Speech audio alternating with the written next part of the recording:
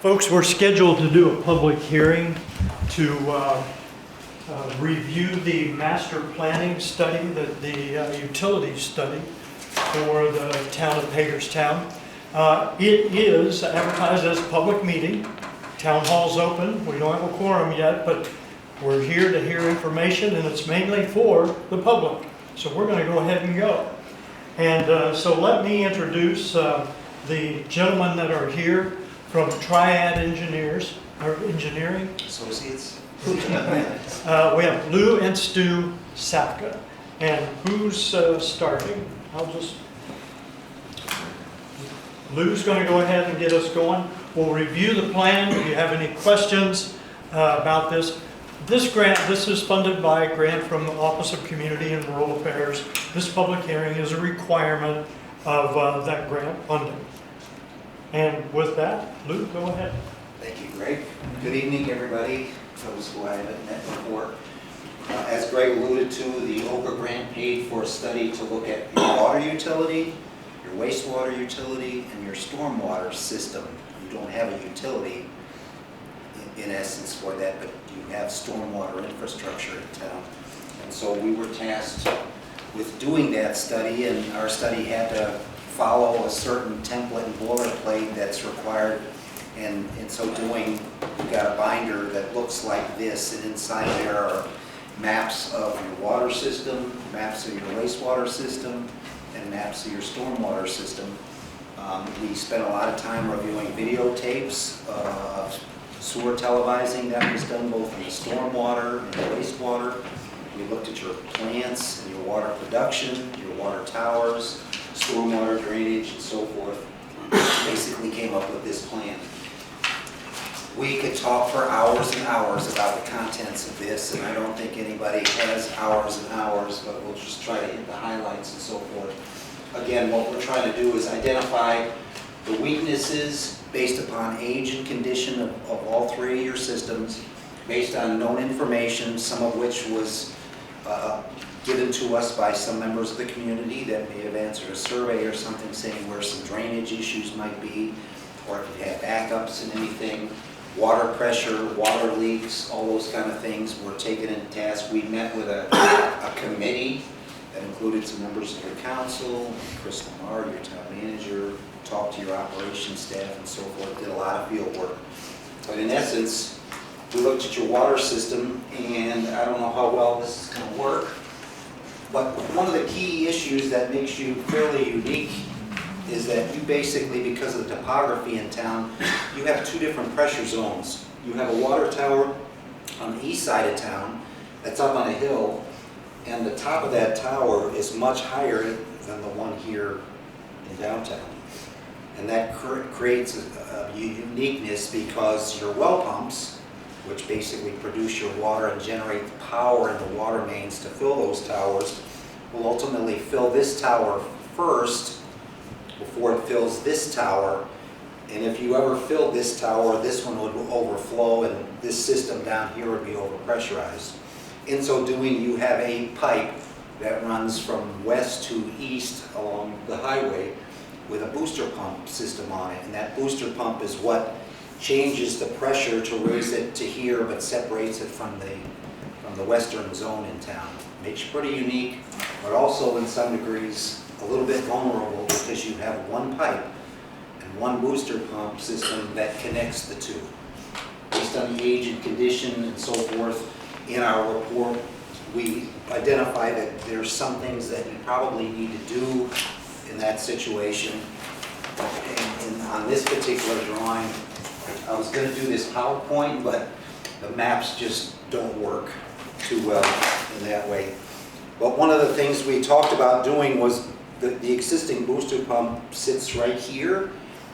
We think we could put a new one in and put it west of that so that it pressurizes this system up here as well. There's also provisions in the plan to put a second route down through the industrial park so that you have basically two ways to get that water there, and two separate booster stations as well. If you run out of power for some reason, basically your booster system's out of use, And your only saving grace is if the east water tower is full, you can manually open a valve and back pressure the west side, but that's only good until the water gets to a certain level on that tower, so you're quite vulnerable. One of the other things we looked at, you have another booster system up by the school. Your water is produced by 2 wells that are located at the school. You chemically treat pretty much, you don't have a filtration system. And we've mapped your water system. We did hydrant flow testing. We did water modeling. And these lines that are identified here in purple, primarily in the older part of town, are undersized lines. A lot of them are 2- and 4-inch pipes, some of which have fire hydrants on them. And what you'll find is, at least in the industry, we normally don't put fire hydrants on anything smaller than a 6-inch pipe. Because of the age and condition of those pipes as well, the study indicates that this piping in this area that are all 2- and 4-inch, and the old cast iron that probably has some lead content in the fittings, will get replaced along with services in that area. The United States government has basically gone on a mission to eliminate all lead service lines in this country, and that's one of the things that's also in the study in terms of water, is identifying those lead services. Now, there's nothing wrong with the water here. It's not a function of poor water that's causing lead that might be sampled in your water. It's basically the old lead content in the fittings and the pipe, in the older pipe, that basically leaches out of that. And so that's really what the government wants to replace, all those lead service lines and so forth. So that's a function in there as well. There's also a provision for rehabbing your water tower, but I think that's something that could wait. It's not like your tower's in bad position, but we're looking at a bigger picture to this as well. So there's a menu of work recommended. When we do these studies, we're required to look at some alternatives. One, of course, is no action, and that's not acceptable, of course. The other is what we call priority A, or option A in the study. And in the handout, the first section is basically water. And if you go to the first spreadsheet, it lists those things that I just talked about, replacing 2- and 4-inch lines with 6-inch PVC pipe, the service lines that are associated with that particular area of water main service, new valves, some new hydrants. There are places in your system where some of those valves don't operate, or if something goes wrong with a segment of pipe, you're closing down a much larger area to be able to isolate that system. Some of your fire hydrants are old and inoperable, some leak, some don't come up to snuff simply because of the size of the water main and the pressure situation that you have. Okay? So basically it's all laid out in terms of quantities, unit price, and total, including line movement, hydrants, replacing booster stations, standby generation for those so that you're never out of power, and of course the water tower rehab. The sum total of that particular option is $7.743 million, which is all inclusive of your engineering, your construction, and all of your soft costs associated with that. What I envision, if the council elects to, once this is done and the paperwork submitted, is maybe we have a work session and go through these, and you guys, we can discuss what might be the priority, and some of these things can be taken out and so forth. Of course, at that point also we'd be working with your rate consulting folks, because that's a big deal. And then identify 2 methods of funding and what benefits there would be to go into each of those. Okay. There's also option B, which is a lot more invasive in terms of main replacement and so forth. There's a lot more work involved in that. Again, it's an option because we're required by the state in the planning grant program to look at those, but that's $10.83 million. And again, I don't think that's anything that we would recommend necessarily. There may be a few components in that particular that you might want to move in option A or vice versa. But again, because of the grant program, we have to do that. Okay? So I basically gave you highlights of those sections in there because, again, if we were to spend tonight going through the entire contents of this, we'd be here till 10 o'clock, and I don't think anybody wants to. Okay? Wastewater, we looked at all the videotapes. We got copies of maps, drawings, and put together a comprehensive base map or your sanitary sewer collection system, and looked at your wastewater plant, your lift stations, and so forth. The wastewater plant's in pretty good condition. It operates well. It does its job. You do, because of the age and condition of some of the pipes that collect the wastewater from your homes and so forth, because of its age and its condition, which a lot of it's clay pipe, has cracks and splits and joints that don't meet and so forth. It's taking in rainwater. When it rains, we're getting what's called I&I into your system, and that then gets collected and has to be treated at your wastewater plant. Now, lucky for you, that I&I isn't so obtrusive that it's causing disruptions at your plant, but it is there. We can see, we can tie rain events to the increases in flow, and based upon that, we've created a map that shows those lines that we think should be priorities to line those, make point repairs, and so forth. Our lift stations aren't too bad a shape. You can use some standby generation at your main Dana lift station. There is one on the west side that basically serves one home, but originally it was designed to handle more than that, and so there's a big tank that sits there, and that waste is getting septic before it moves it out. So we could just basically put that house on its own grinder and bypass that system altogether. Again, your wastewater plant's in pretty good shape. There are some cracks in the oxidation ditch walls, but we put some money in the budget to do an epoxy injection to those. Basically, your system's not in too bad a shape. And again, we get two options. Option A is what you'll see is cast in place lining of different sized pipes based on quantity, some point repairs. There are some manholes that need to be fixed, raise some buried manholes, close out that tidewater lift station, and reroute that force main. One of the things, Krista, we talked about when we met last was doing some smoke testing over there in that area along Side of town. yeah. And our guys are going to be out on Wednesday. Good, already, I'll look forward to that. So option A in the wastewater estimate is 1.872 million for those items that are identified in the charts. That is doable. And then of course there's option B, which is a lot more work and rehabbing of basically the entire system, which really isn't necessary, but it's also probably cost prohibitive for you to do that, because after all, we would try to get as much grant money as you can, but the rest you'd have to borrow, and that would be quite an impact on user rates in town. To do the second option, option B, would be $5.212 million. On the stormwater side, you have stormwater infrastructure. You've got inlets and a series of pipes that meander through town. Basically, one of the main is on the state highway where your business district is. That system is pretty old. It's in two pieces. One collects stormwater drainage through inlets on each side of the road, and it falls to the west. The other goes to the east. In some of the videotapes, we saw that there was some infrastructure projects done over the years where they may have bored utility right through the pipe, and then there's a place where there's a collapse of that pipe on the west side.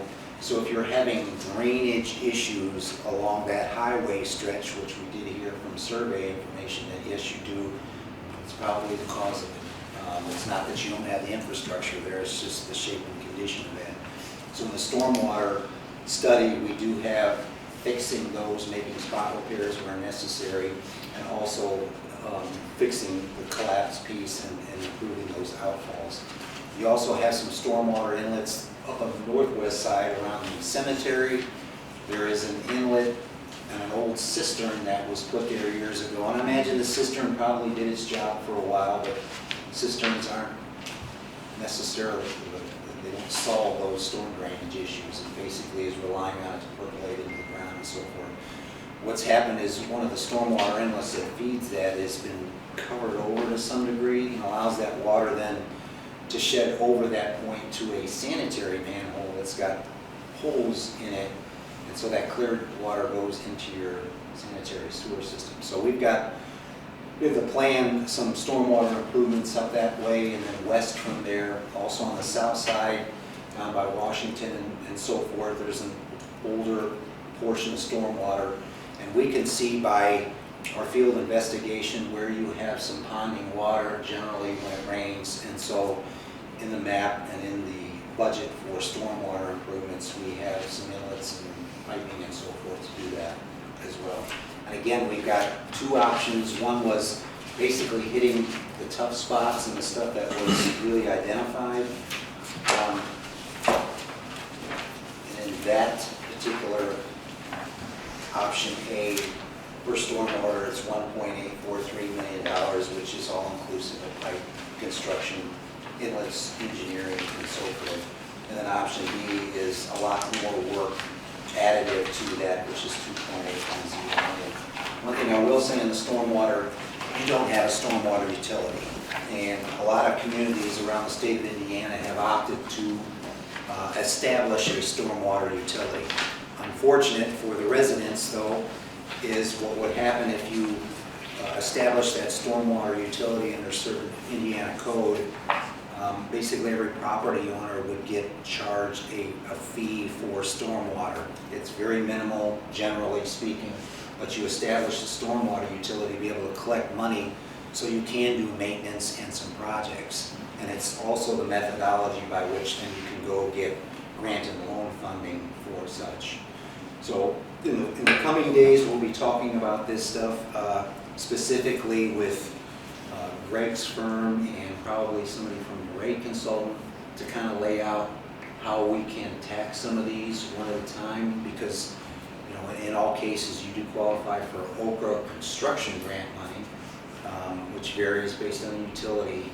But and then there's also some very favorable loan and grant funding program through the state, but it's separated by wastewater and stormwater, so you have to do those separately, and then stormwater would be something else. So we'll talk about those kind of things in a work session upcoming.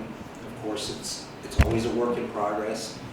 What you'll find is, yes, we need to bite the bullet and go do this, but then sometimes when you realize what the rate impact might be, you might decide to pare that back, but we'll work through all of those things as we go. For the most part, we exhaustively studied your 3 utilities as required and put together the report in the format that's required by the state. And as Greg alluded to tonight, was a public hearing basically to approve and pass and sign some documents. So this closes out this planning portion. Okay. Any questions? I know I rambled through a lot. A lot of people are probably glassy-eyed going, oh my gosh. No. I just think he's got too many zeros in his study. There's not much I can do about that. I mean, again, A big eraser, pardon me? a big eraser. I know what you mean, but I have to be honest about what the conditions are and what the costs are. I hate to be the guy that puts an estimate together and then we embark on a project and we find out that all our cost estimates were wrong and short. So it's a lot to do going forward. Lou, based on your study, is the water utility the utility of greatest need? Yeah, we believe it is. Okay. The mere fact, again, as I mentioned in the wastewater side, you do have I&I in your collection system on the wastewater side, but it's not to the point where it's disrupting the plant ops. It always meets your effluent limits, and it does treat the volume that it gets, so you're not under anything. But I understand from folks and so forth, surveys, that you have a lot of water leaks, you have a lot of water loss, meaning that's water you produce that you don't sell. Gets lost in the ground, or because of the condition or age of your water meters, your meters aren't measuring that water accurately enough. So a lot of times it means sometimes that you're losing income or revenue as a result of that as well. Lou, that's also increased here recently from 40% to 57% in water loss. That's, the IDEM does not like to see that. So yeah, based on that criteria as well.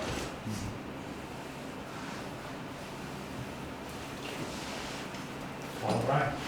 If there aren't any questions from the public, Lou, thank you very much for your report. Council, you know where you can find this guy. And And I have a resolution. okay, thank you.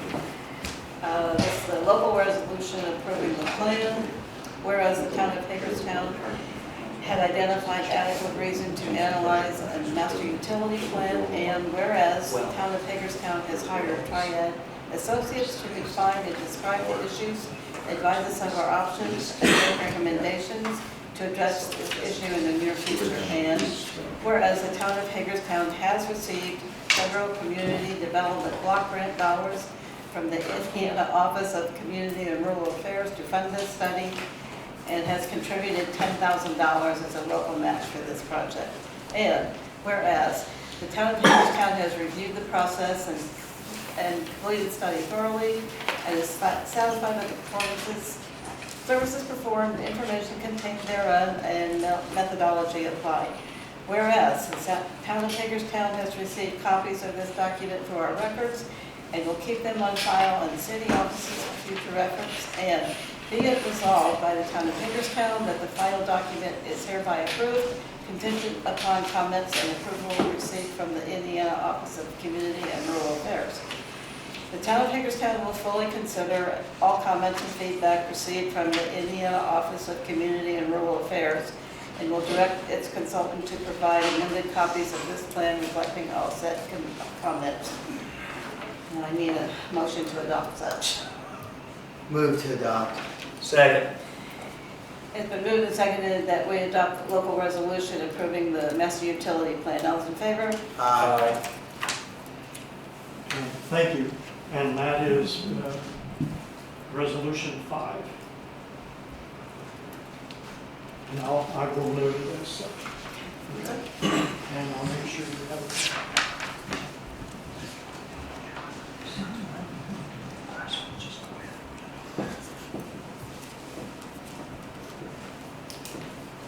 We're good. Thank you. That's all I've got. Okay. Oh. Yes. You want to close the public hearing? You want to close the public hearing? Yeah. And so is Julie signs. That's fine. Yeah.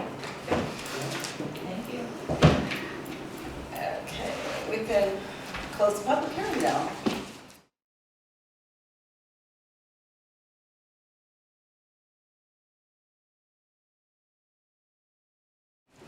And we'll adjourn and Appreciate it, thanks. go to our regular meeting.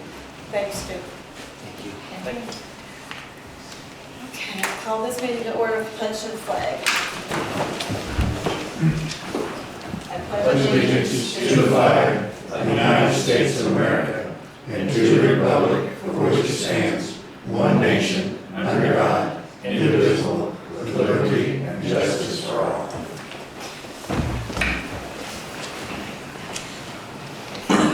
First order of business is to approve minutes from September 5th and September 12th. So moved.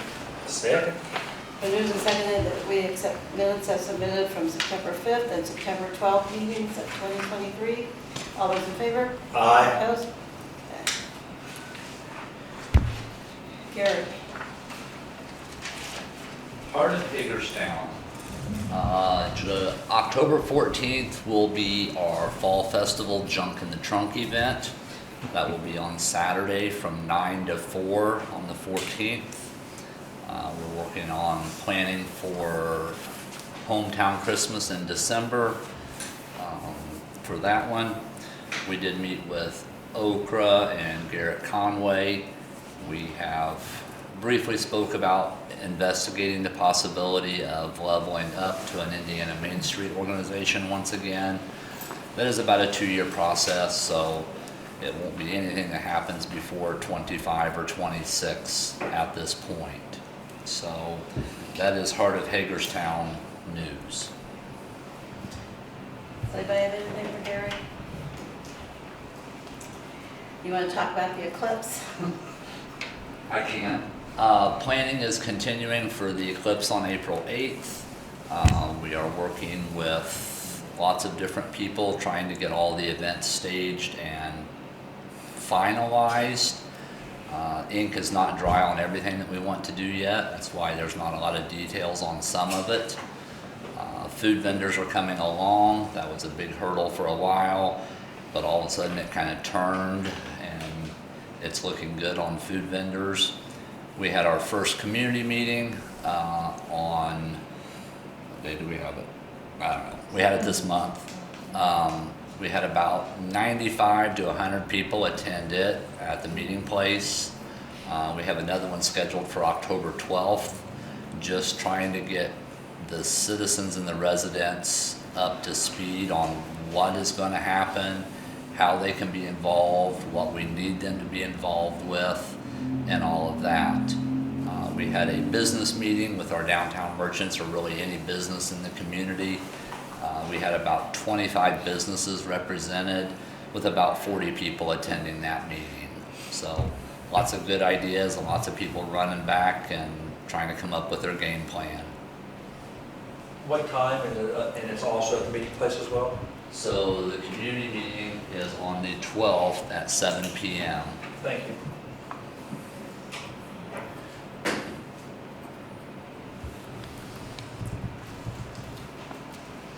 Anything else? Anybody have questions about the eclipse?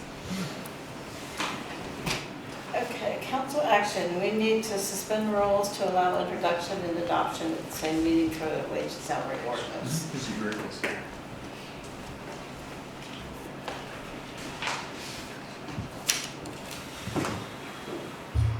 So we need to do what? Suspend? Yeah, suspend the rules of government. I make a motion that we suspend the rules for the wage and salary ordinance. Second? It's been moved and seconded that we suspend the rules to allow introduction and adoption at the same meeting of the wage and salary ordinance. All in favor? Aye. Now, we need a motion to approve the wage and salary ordinance, 13/2023. I make a motion that we approve ordinance number 13-2023, wage and salary. Second. Been moved and seconded that we adopt wage and salary ordinance number 13-2023. All those in favor? Aye. Opposed? Now, next thing is to adopt budget. You just need a Take it to spend. motion and a second. Yeah, we already introduced it last month. Yeah, so I'm on vacation. Okay, so it's been already introduced, it's also been advertised too. Yep. Okay. Make a motion that we adopt the ordinance number 11-2023 budget for 2024. Second. Been moved and seconded that we adopt ordinance number 11/2023, the budget for 2024. All those in favor? Aye. Opposed? Okay. And we have another thing to consider is to hire a building commissioner. And we interviewed a candidate, Terry Ford, and I think we were all pleased with him. So if you would like to employ him, we need a motion for that. And he will be reporting to BZA, is that correct? And planning, And planning. And both BZA and planning have been made aware of Mr. Ford, and yes, they approved him Yes. as well? yes. He came to our meeting. When I was on vacation, yeah, gotcha. Oh, yeah. Yeah. Yeah. I actually believe he reports to the plan commission when he heads up to BZA. Oh, is that what it is? Okay. Gets all the material together and Okay. everything for the meeting. So it reports the plan, but is in charge of BZA. Yeah, because actually the BZA has a president of the, Yeah. so he gets everything together. Okay. And then I think the president probably presents it. It's Rick, yeah, Rick's the president. Yeah. Okay. I I go ahead and make a motion that we hire Terry Ford for the building commissioner. Second? Been moved and seconded that we hire Terry Ford as building commissioner. All those in favor? Aye. Opposed? You'll let him know that it's. Our town attorney is absent, so we'll move on to reports. Wayne County EDC, we all got an email from Brad. I did not make the chamber meeting, I'm sorry. I gotta get that on my calendar, so I can start getting there. Okay. Parks, yes, a few things. First, they are looking at a Little League sign that will commemorate the Little League team that went to the Little League World Series last year. I know Chris was looking at some different options there with the sign company that we use. Next, there were several security lights that are out at the park. I know our electric department, headed by Joe Favorite, they are out replacing those lights. Have they got replaced yet? They should all be done. There's one that I think there was some other issue, fuse or something, but I think all but one. So I think 8 of the 9 are working right now. So one more than what you and I have talked about having issues with, so like 3 that has issues now. There's one right next to the road, I think, that they're having issues with. Okay. I don't know if they got that resolved or not, but I'll look. Okay. Next thing is there's a water meter issue down at the soccer field. There's been some issues with, I don't know if it's been vandalism or whatnot, but Chris and I have talked about that. The park board was really wanting something to be done with there, and I think you've got a plan to enclose that by the winter. We've had people stealing the cast iron lids that we keep trying to replace on them. Yeah. Yeah, so we're going to close that. And then the last thing, they've had a lot of issues with just getting the security cameras to work out there. So they're actually going to contract with a different company to get security cameras out there that's actually functional for what they're looking for. Outside of that, that was all the park board had. Keith? Few things. First of all, as always, we'll be doing trick-or-treating on the 31st from 6 to 8 p.m. I had talked to you at the last council meeting about kind of our plan with some of the opiate money with the schools. I have been in contact with Emily, the superintendent in Elk Creeks, and we kind of agreed the tentative plan is we are going to have Takesha from Hagerstown, Maryland, the mayor there. She is going to be in town the weekend of the eclipse, so we're going to have her on the Wednesday morning after the eclipse. She is going to be a guest speaker at the high school. We're going to bring the whole high school together, have her speak. She has a unique background with her family addiction and some of that, the history and how she's kind of worked her way through that to where she's at. She's going to relay that experience to the students and everything. So we felt like that was better kind of use of some of the educational stuff within the high school. We felt like that would be more beneficial with the students, and the school kind of agreed and was on board, so we're going to put that together that morning after the eclipse. We're also moving forward with the plan in the elementary. The SROs are putting together a curriculum that they're going to individually teach per classroom. They're going to go around in each class, do a presentation with that classroom that's going to be coordinated within the school and the teachers to set that up that fits best with the scheduling within the teachers and their classroom. The plan is to begin that in the next school year also. So the plan is, it will be after the first of the year, this school year, but after the first year. So a lot of that will take place beginning after January.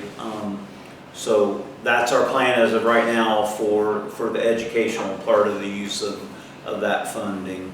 The only other thing that I have that I just kind of want to make you aware of, I've been in contact with Adam. We've had an issue with the residents here in town where we've had their dogs have been getting out, and we've had several instances over the last couple of months to where the animal's been aggressive, but we haven't had any residents or people that's been bitten, but we've had some attacks involving their dogs and some residents' cats. It doesn't fall under our ordinance as far as vicious animal. So what we've decided to do, talking with Adam, is instead of utilizing some of our ordinance violations, we're going to use some of the state IC codes to cite the residents. They live down on South Plum Street. We're going to begin by issuing some state citations for the dogs being loose.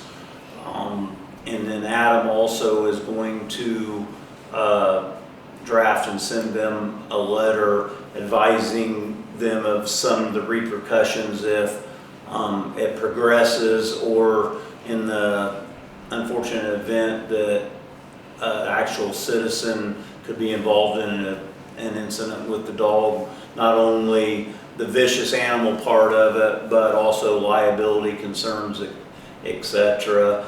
You know, it's not our goal, you know, to get rid of the actual dogs or anything in that manner. Is just to stop the incident from happening again.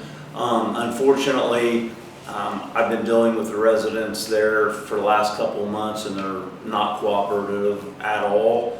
That's why we've kind of decided to move towards the state code versus the ordinance code. Adam's in agreement that it has a little more teeth to it, and it's a little easier to move forward if they're not in compliance, which so far they haven't been.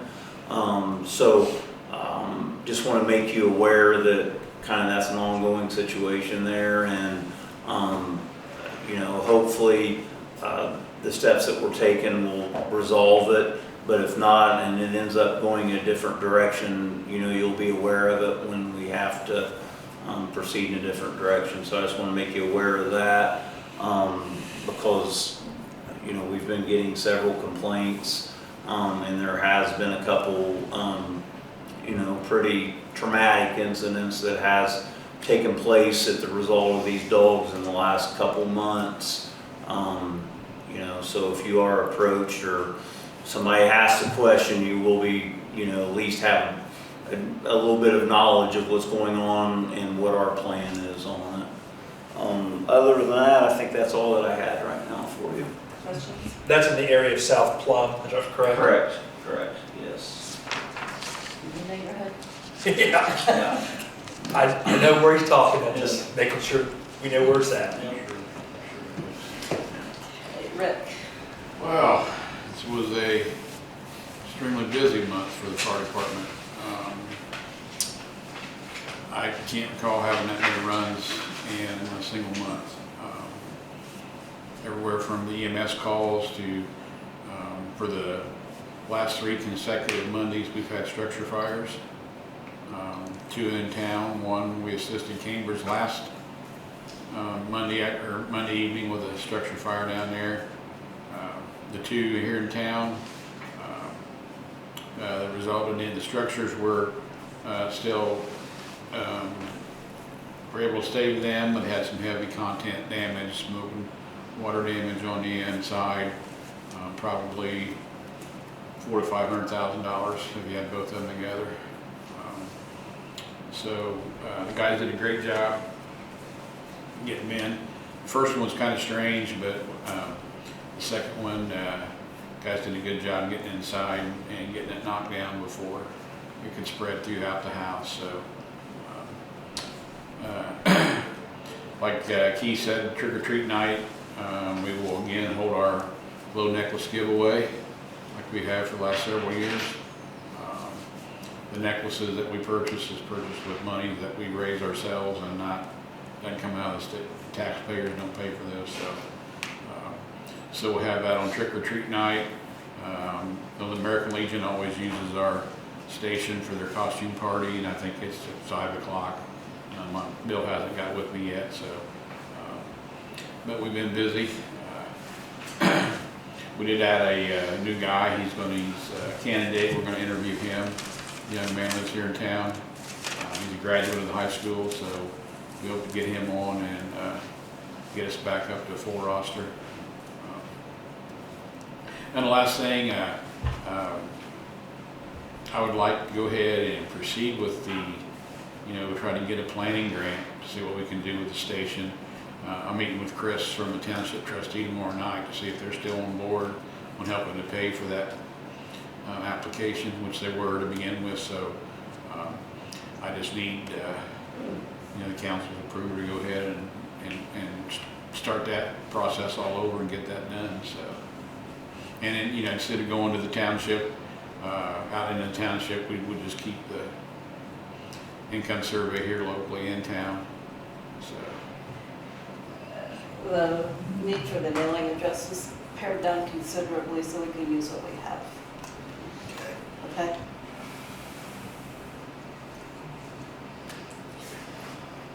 If you have any problems, let us know. Okay?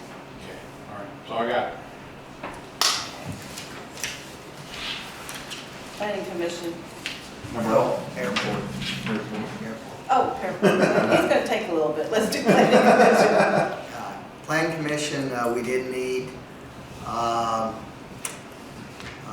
We talked, one thing that we discussed, and Chris sent us a picture, but we're still wanting to put a illuminating welcome sign on this end of town. A little bit of our problem is where to put it.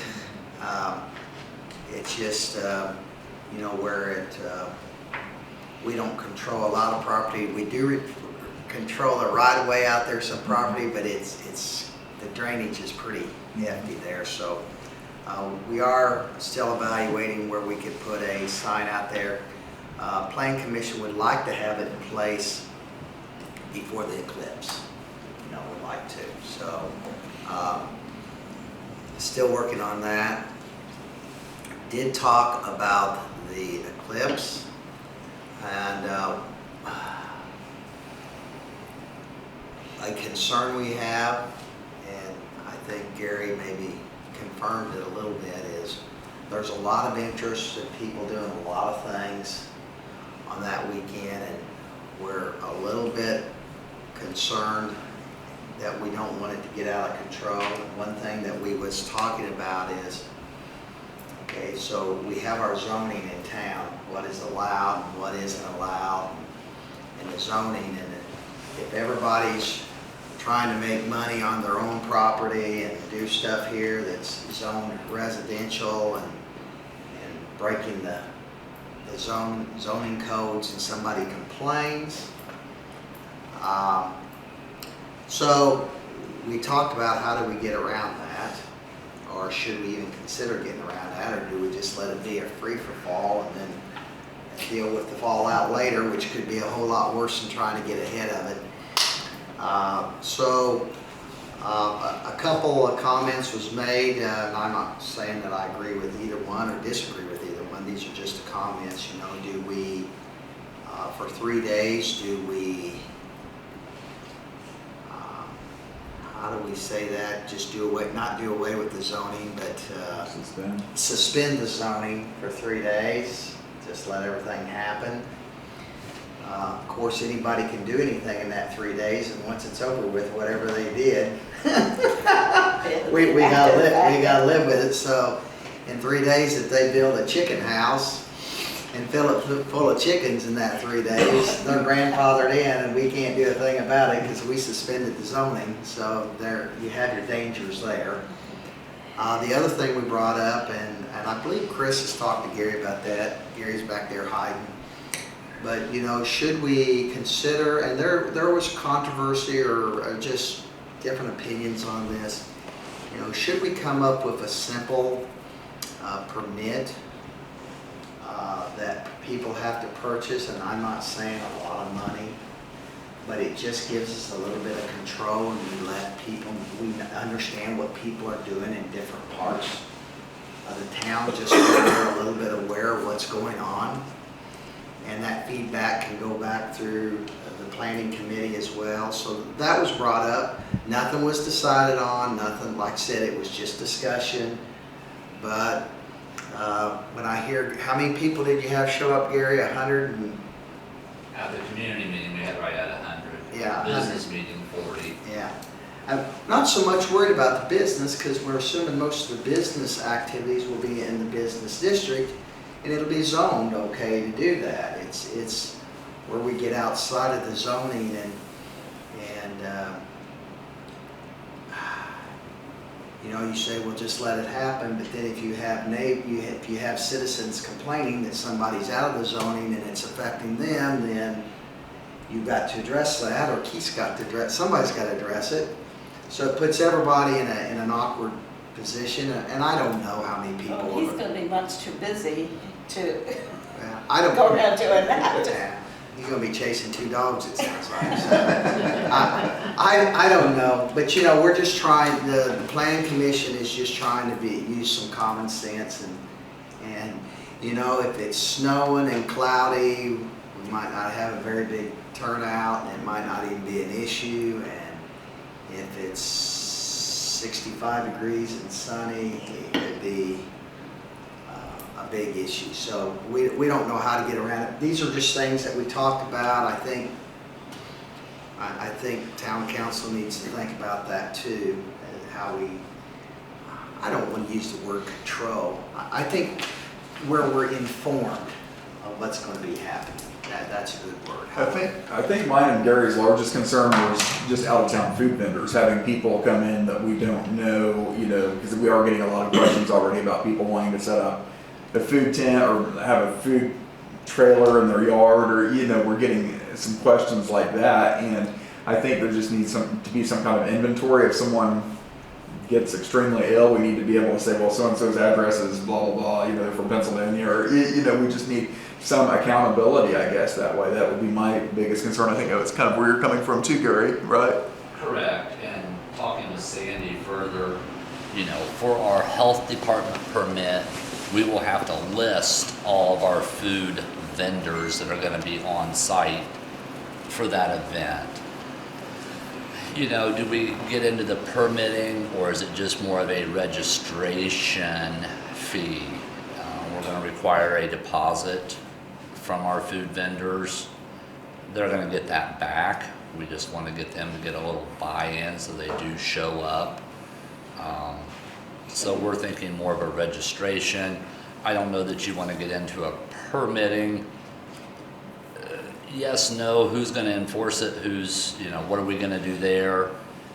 Maybe more of a registration.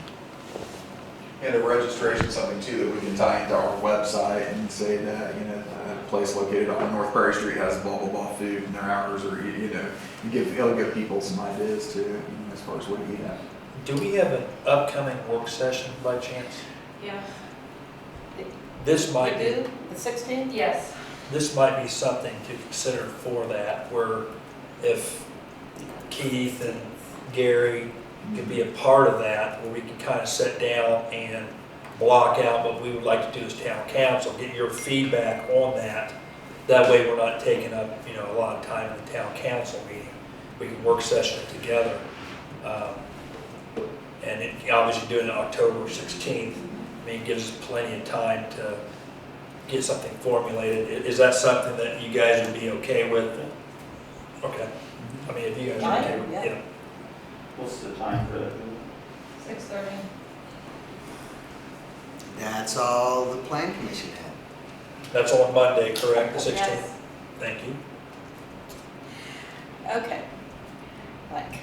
We had a fly-in last month, great turnout. I- Right between no, about, no, I read your comments, okay. and I agree with every one of them. Okay. Except the contaminated groundwater. Uh-huh.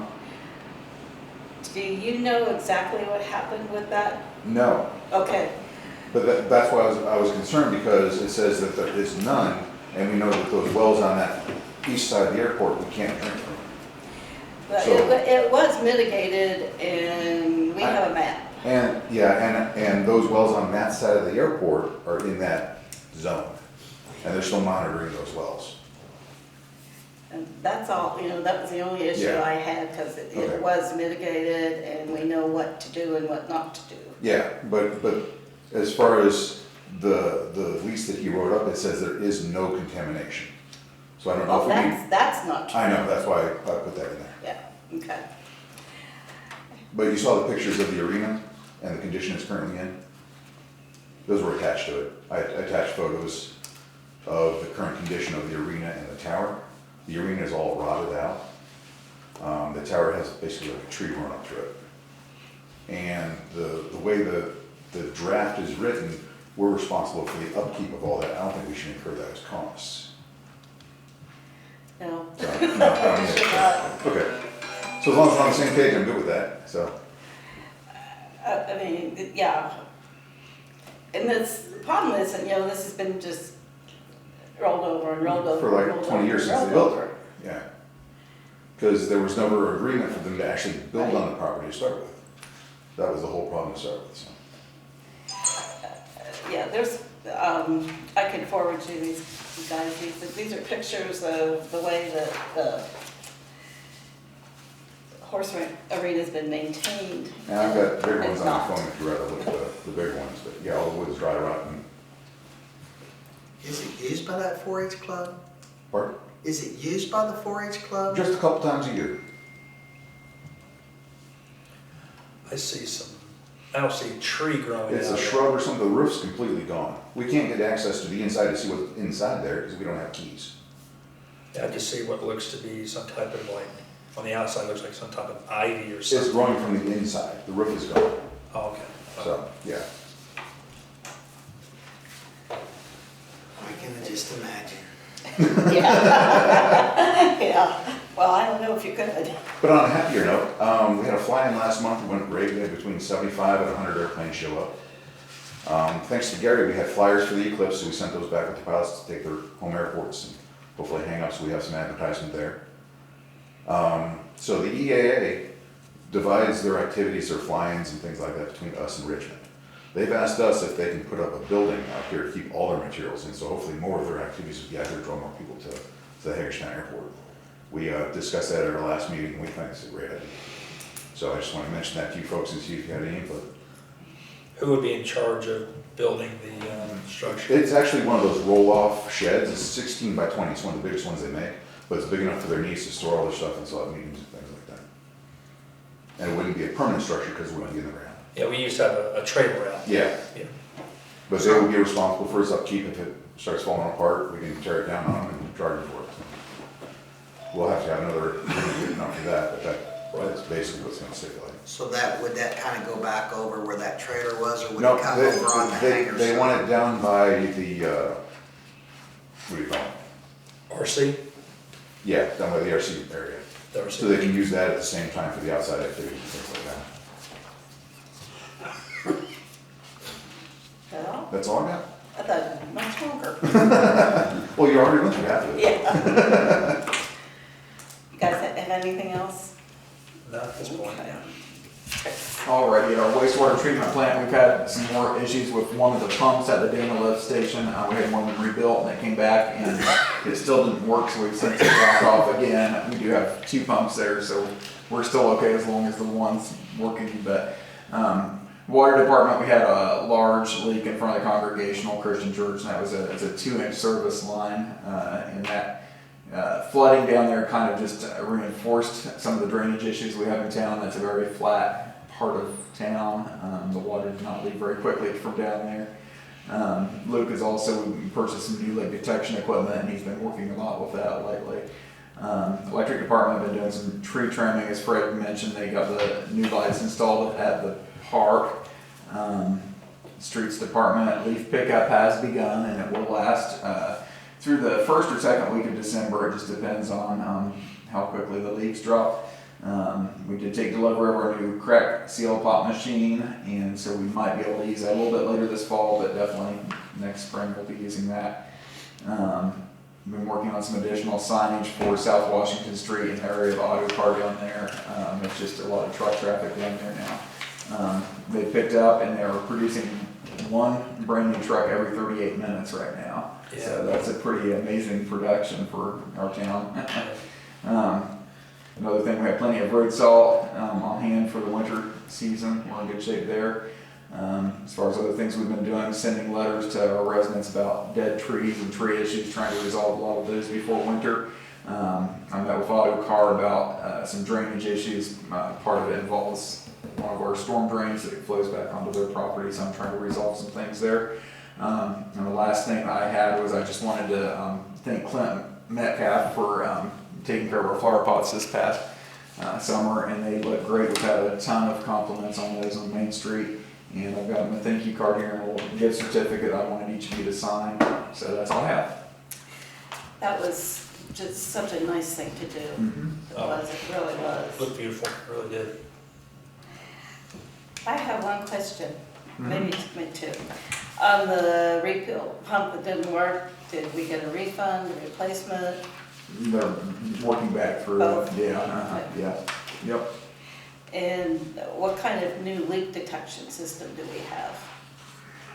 I'd have to show you what it is. Okay. It's actually pretty nice compared to what we've had in the past. We have had leak detection equipment in the past, but not anything as sophisticated. So, yeah. Just so it works. Yeah, I hope it does. Yeah. David, thank you, Chris. Well, that's all I've got. Julie? It's your turn. No, I don't have anything. Do you have anything? Am I right in saying town hall was closed on Monday, Yes. October 9th for Columbus Day? And our next regular council meeting will be Monday, November 6th, at 6:30. And is everyone had a chance to see claims? Move to approve. Oh, sorry. Been moved, Glenn? Yeah, I did want to bring up about outside out how dry it is. I know Franklin County's issued a burn ban. Wayne County's not done anything yet, but if we don't get some rain, it wouldn't surprise me if some other counties are going to follow suit.